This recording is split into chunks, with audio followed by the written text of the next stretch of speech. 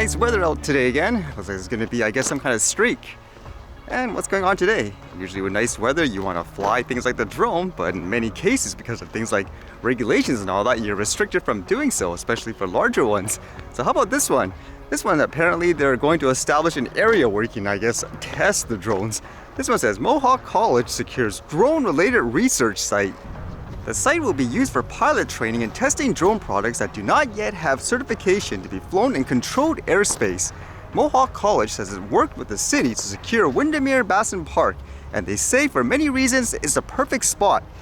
Transport Canada is also collaborating with the college. It asked the college to use the site to test new drone products. Transport Canada tells CHCH News, for companies it's a really good opportunity to allow them to get solid feedback from both the Government of Canada as a regulator, but also from our engineering and technical teams. One local company, Squirrels Robotics, is already involved in this research. The college and the company will be using the new site to test new ultrasonic drones that are used for industrial inspections. The college says this opportunity is extremely valuable for students. Research is expected to begin at Windermere Basin soon. So that's good to see that they're establishing, I guess, places like this at the same time. It is kind of crazy still to think about where if you just build something, you're gonna fly it, let's just say, in your own controlled area. Nope, you're not allowed to because it's over the weight of this and that. You have to get it self-certified and all that. It's just too much hassle. Kind of reminds me too of that school that news in the US before, where apparently there was a school that just wanted to fly the drones for their students and stuff like that, but because of the way the regulations are written, they have to file out this huge, I don't know, multi-100-page report or whatever it is in order to get approval because they treat it all like a manned aircraft. Still crazy in many ways. How would people have ever created the first airplane if we had stuff like this with the way it is? And there was a lot of talk about that Zipline drone before. It sounds like a company is going to be using their drones to deliver some pizza. This one says drones could deliver your Pagliacci pizza and GNC Vitamins. Drone company Zipline could be delivering your next pizza or vitamin shipment thanks to its latest expansions across the US.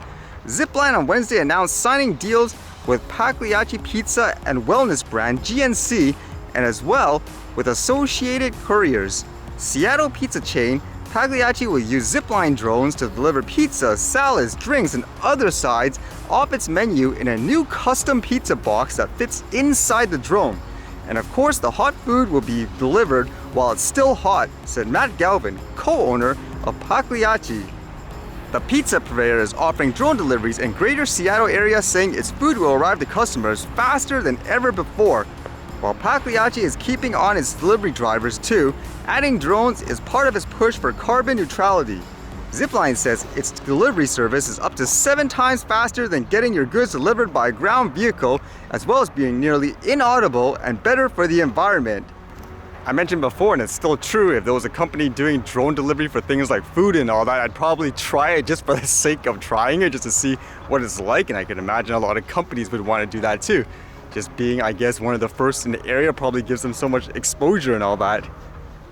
It actually makes me wonder too, because usually when you think of pizza and delivery with a driver, people would often tip them. So if they're delivering it by drone, will they still ask for some kind of tip? Because funny enough, for a lot of things nowadays, it doesn't matter what it is, even if you're self-serving yourself, those machines will always ask you, do you want to leave a tip and all that?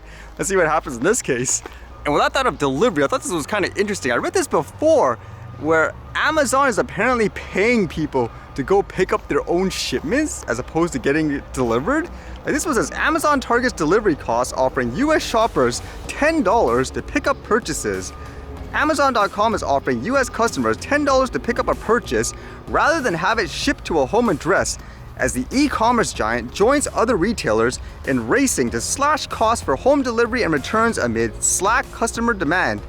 Amazon said the promotion is not a cost-cutting measure and that it applies to customers who have never used Amazon Pickup or have not used that service in the last 12 months.